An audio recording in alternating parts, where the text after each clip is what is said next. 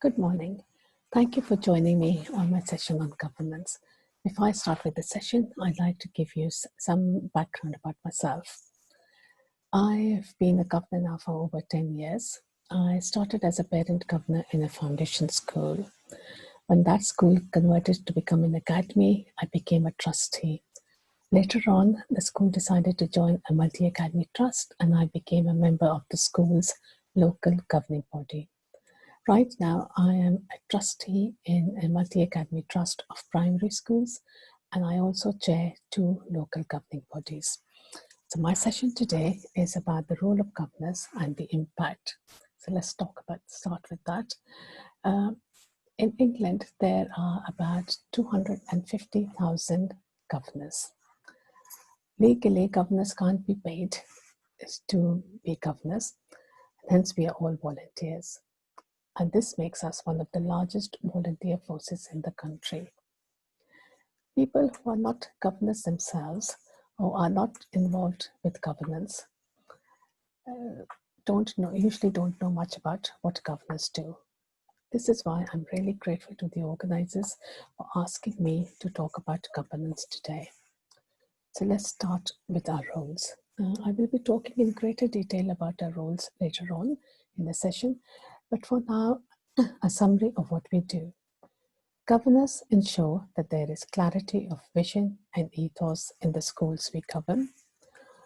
Not only do we ensure clarity of vision and ethos, we have to ensure that there is good strategic planning too.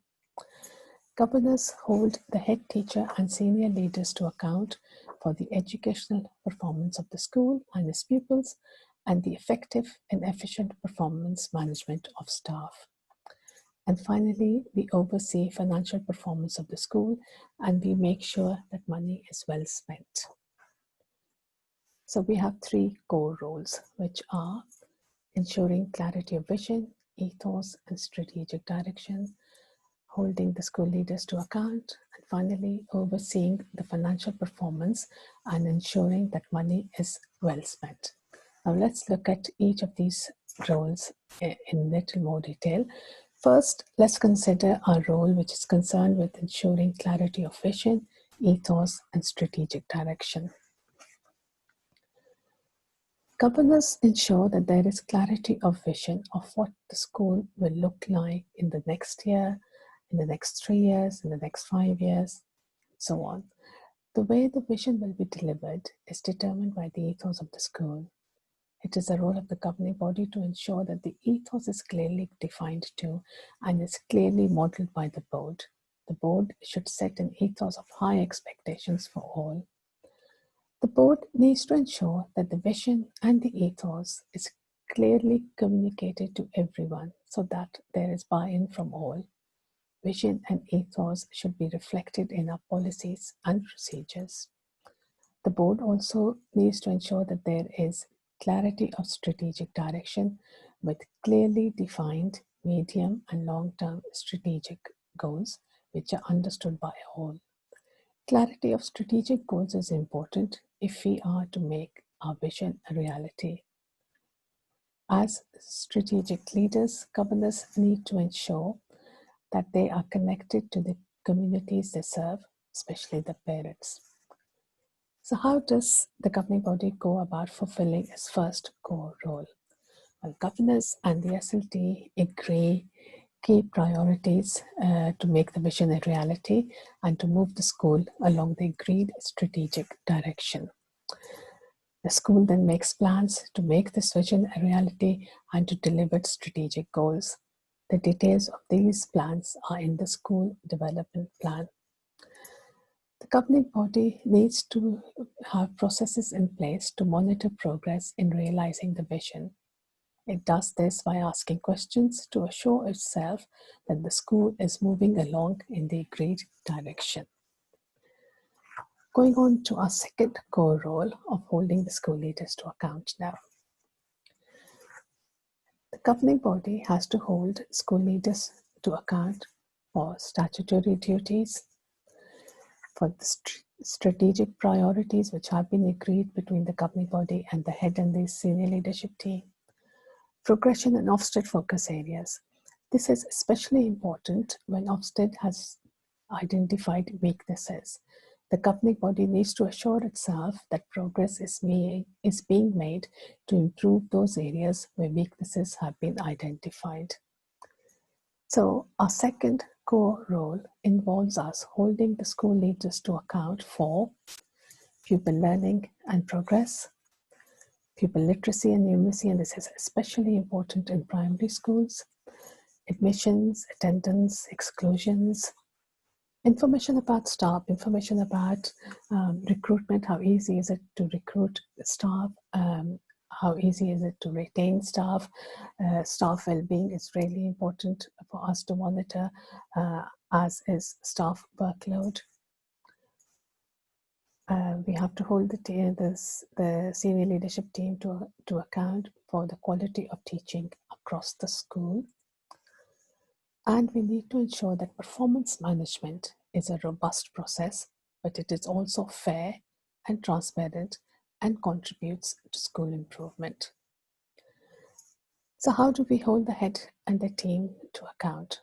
Well, the board needs to understand and rigorously analyze educational data. We need to see and understand performance tables. We should be familiar with ASP and what it tells us about our school. And school visits. School visits are really important to perform our second core role, but these school visits must be focused on school improvement. All of this requires us asking right questions of the head and the SLT. Questions such as, who are the highest and the lowest performing groups of pupils, and what is the school doing for them? Questions about the performance of various groups of pupils, such as pupils with SEN, premium pupils, EAL, girls versus boys, and as well as any support and interventions the school has put into place for them. We ask questions about the best and the worst performing subjects and what that tells us about the quality of teaching across the school. We also need to know if staff have access to and opportunities for relevant CPT. The governance handbook, whose latest edition was published in 2019, has examples of many more other questions which we can ask in order to hold school leaders to account. Coming on to our third core role, which is overseeing financial performance and ensuring that money is well spent. State schools are funded by the taxpayer. We are therefore custodians of public money. Hence, it is really important for us to ensure that this public money is well spent. In order to do that, boards try and ensure that there is at least one member of the board who has financial expertise, who is comfortable with numbers, and who can read management accounts, etc. This member of the governing body usually links up with the school business manager, and they will ask questions and report back to the board, as it is necessary for the whole board to understand the financial position of the school. There are various questions which we ask while carrying out this role. Again, asking the right questions is important here as well. Questions such as, are resources being allocated in line with the school's strategic priorities? Does the organization have a clear budget forecast? These forecasts should come to the governing body, and governors need to scrutinize these budgets. And ideally, the forecast should be for the next 3 years. We should make sure that we have a reserves policy, and we should ask questions around that. We need to assure ourselves that we and the school are compliant with all financial regulations. There will be government regulations which we need to follow, and the school will have internal financial regulations which we must ensure are adhered to. Again, the governance handbook gives us examples of the type of questions which we should be asking. Now, these were the 3 core roles. but we have many other responsibilities as well. One of the most important jobs that governors have to do is to appoint the right person as a head teacher. When I say the right person, I mean it has to be a person who shares the board's vision and ethos, who would like to take the school along the same strategic direction as the board, and who is able to lead the school to realize strategic goals. We also need to ensure that safeguarding of pupils is at the forefront of all that we do, and that everyone understands that safeguarding is everyone's responsibility. We need to be aware of our responsibilities towards pupils with SEN. Similarly, we need to assure ourselves that health and safety regulations are followed and that the site is safe for everyone who uses it. For safeguarding SEN, health and safety, the governing body usually appoints a link governor who, like the finance link governor, keeps in touch with the relative staff members and prepares reports for the whole board. It is also necessary that we know that there are laws which we need to follow. This slide will give you an idea of some of the laws which we need to be aware of and follow and adhere to. I've talked a bit about questions we ask about pupil progress, finances, etc. As a governor, there are few questions we always try to ask, irrespective of whether it's financial or progress data we are looking at, or reports of new initiative, etc., which are presented to us. These questions may be familiar to you too, and you may be asking these at departmental or SLD meetings. They are simple questions, but they are really important. Questions such as, how do you know? It's important for us to ask for evidence. For example, when it's reported that a new initiative has been successful, we need to ask for evidence of success. Another important question is, what difference are you hoping for with this new initiative that you are launching? For why this particular initiative? What other options did you consider? For example, if a new initiative is being planned, then we need to ask if other options were considered and what advantages did this particular one have over the others. Really important for us to know and for you to tell us, how will you know it's working? Knowing what the success criteria are is also very important. And then we need an idea of the timeline. So we do ask questions about, when do you hope to see results? Now, these seem like very simple questions, but they give us lots of important and valuable information. While performing our job and carrying out our core roles, it must be remembered that a governor governs in the best interest of all pupils, accepts collective responsibility as the governing body is a corporate body.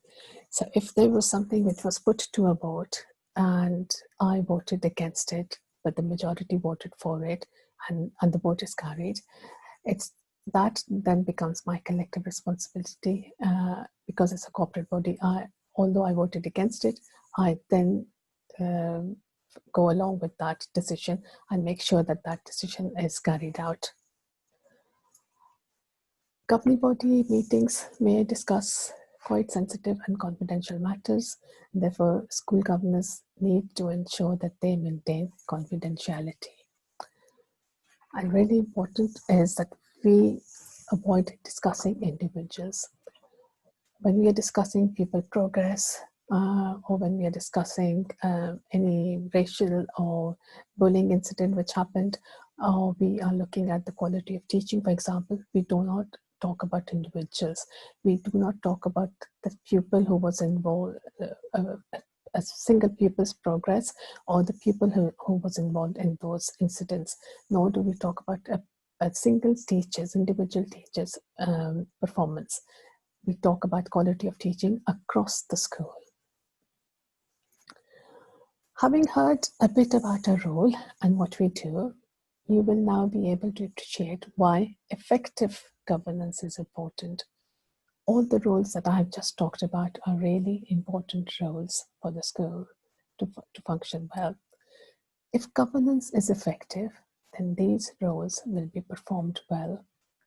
The National Governance Association, NGA, has identified 8 elements which are needed to ensure effective governance.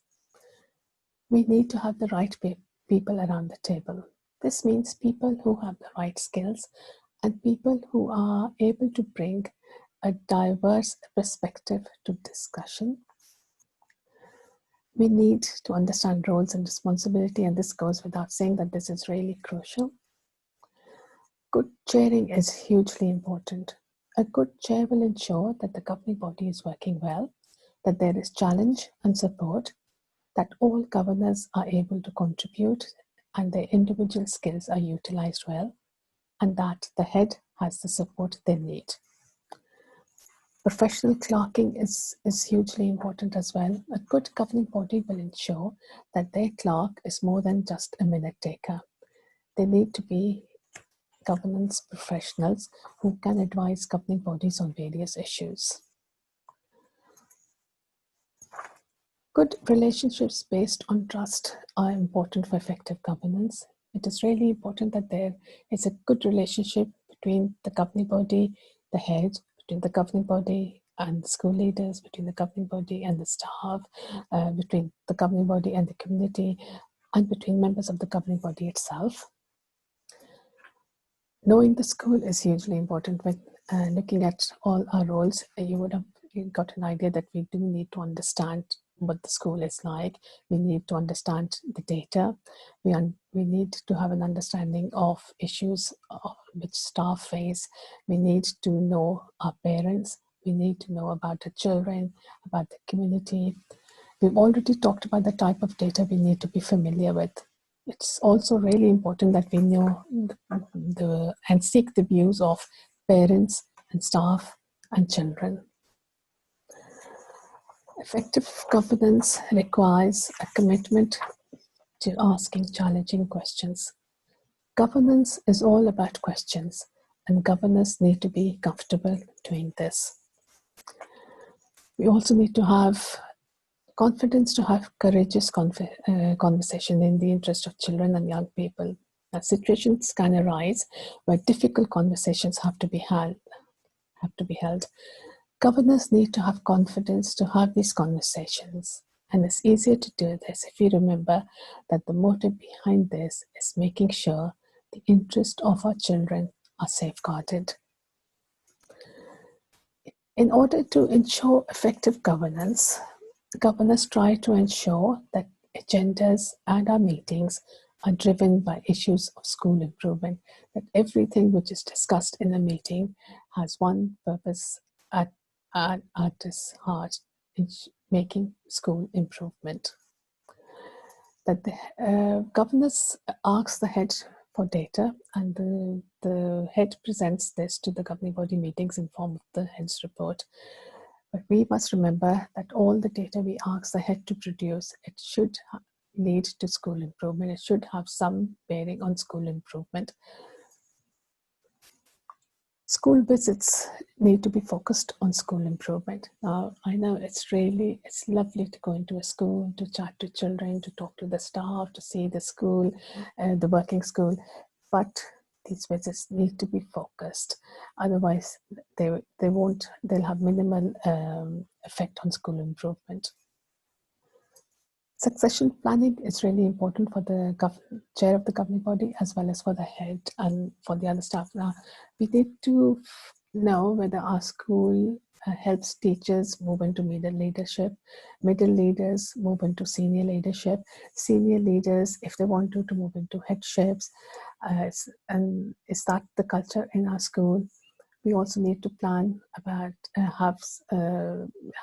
have it in our heads that if our head leaves, how will we recruit a new head? Succession planning for the chair is hugely important too. A good, effective governing body will have a succession plan in place. So if the chair does leave, there isn't a vacuum. When governors are governing, Now coming on to the impact of effective governance. When governors are governing effectively, then the job they do has an effect and impact on the school. Governors support and challenge school leaders and cause school leaders to evaluate what's happening in schools. And through this evaluation, constant evaluation, it, we drive school improvement. As one of our roles is to ensure that there is clarity of vision and strategic direction. So when governance is effective, the school continues to move forwards to achieve the strategic goals which have been agreed. Effective governance will ensure that stakeholders feel like stakeholders, that their voice is heard. When this happens, the stakeholders buy into the vision of the school. A governor is a governor of all, for all pupils. When we look at any data, we need to ensure that we ask questions about and seek answers on behalf of all students. This means that the effect of our work will affect educational outcomes of all pupils. An effective governing body will manage resources so that they are used well and are used to maximum benefit. This will also help drive school improvement. Looking after finances and other resources also helps to ensure that the school is sustainable. A good governing body will look after the most important resource, the school staff. This will result in them feeling valued, and the staff which is valued, who is happy and satisfied in the job, will lead to school improvement. I talked a bit about this earlier, but just to go over this again, an effective governing body will appoint the right person as the head. But headship is a lonely place. Heads shield the staff from any problems and worries, but they need someone they can discuss matters with. An effective governing body supports the head. The role of the chair is crucial in this. The chair can act as a sounding board for the head. A head who feels supported will be a more effective head, which is obviously good for the school, and that is an important impact of good governance. This is especially important during the current COVID crisis. Effective governing bodies are ensuring that they leave the operational matters to the heads, but they are letting the heads know that the governing body is there for support when needed. Hopefully, that has given you some idea about the work we do and how our work can have an impact on schools. I'd like to end by saying a huge thank you. On behalf of all the governors, I would like to thank heads, teachers, staff, support staff, anybody who works in a school. A huge big thank you for all that you do for the children of our country. Thank you.